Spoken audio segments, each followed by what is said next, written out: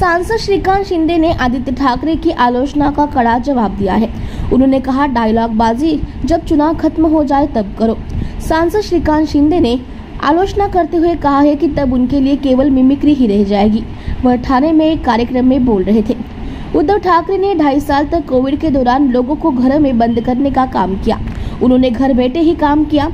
जब मुख्यमंत्री सहायता कोष की जरूरत थी तो नहीं दिया गया, गरीब का पैसा नहीं दिया गया। पहले उनके पास पेन नहीं था। मुख्यमंत्री आज हस्ताक्षर कर रहे हैं। हम कई गतिविधियां क्रियान्वित कर रहे हैं। हमने उल्लासनगर अस्पताल में शून्य कैशलेस 100 बिस्तर सेवा प्रदान की। सेंट्रल पार्क ठाणे में खुला।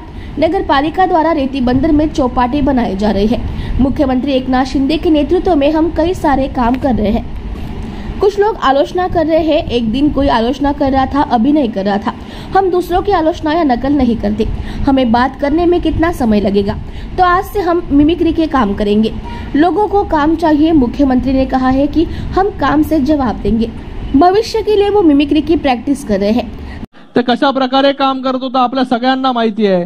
2.5 वर्ष जे आहे हे सगळ्यांना कोरोनाच्या नावाखाली घरामध्ये बंद करण्याचं काम जे आहे, स्वतः तर घरात बंद होते पण लोकांनाही घरात बंद करण्याचं काम जे आहे ते कोविडच्या नावाखाली त्या ठिकाणी झालं। आज मी आपल्याला सांगतो की 2.5 वर्षामध्ये मुख्यमंत्री सहायता निधीमधून फक्त 2.5 कोटी रुपये दिले होते आणि आता जे आहे हे मुख्यमंत्री सहायता निधीमधून जे आहे हे 200 कोटी रुपये देण्याचं काम जे आहे हे माननीय मुख्यमंत्री एकनाथजी शिंदे साहेबांनी केलं।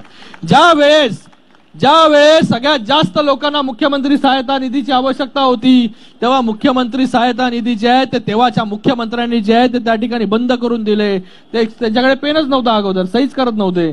पण हा जो निधी होता, हा निधी जो आहे हा गोरगरीब जनतेच्या पैशातून जे आहे हा निधी जमा झालेला आहे। आपल्या खिशातून काढून जे आहे ते पैसे गोरगरीब जनतेला द्यायचे नव्हते।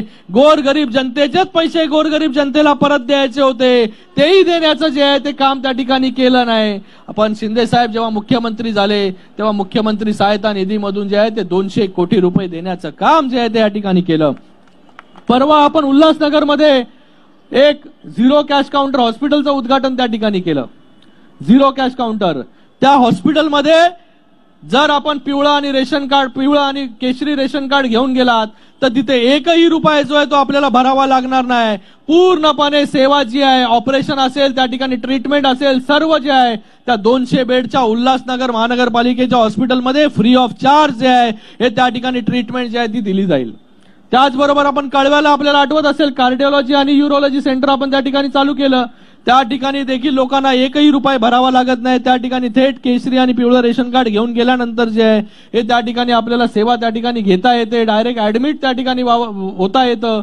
एंजिओग्राफी, एंजिओप्लास्टी, बायपास, कुठलीही सर्जरी असेल या सगळ्या सर्जरी ज्या आहेत त्या ठिकाणी आपण एकही रुपया न घेता पूर्ण जो खर्च जो आहे हा महाराष्ट्र शासन जे आहे ते त्या ठिकाणी उचलतं।